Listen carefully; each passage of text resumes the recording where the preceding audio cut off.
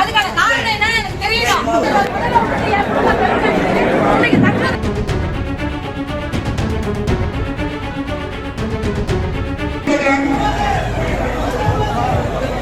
நீங்கள் எல்லோரும் இந்த மாநாட்டுக்கு அலைகளையென திறந்து வர வேண்டும். நீங்கள் கண்டிப்பாக எங்களுடைய மாநாட்டிற்கு வந்து எங்கள் தலைவர் என்ன பேசுகிறார் என்ன சொல்கிறார் என்பதை நீங்கள் கேட்டு எங்களுக்கு ஒரு வாய்ப்பு 2026 இன்னொன்று தஞ்சாவூருக்கு நான் போனோம், அதுக்கு அடுத்தபடி திருவாரூருக்கு போனோம், அதுக்கு அடுத்து திருச்சிக்கு போனோம்.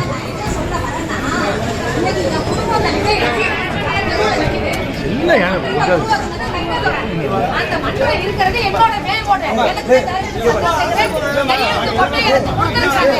ஆனா இன்னைக்கு மன்றத்தை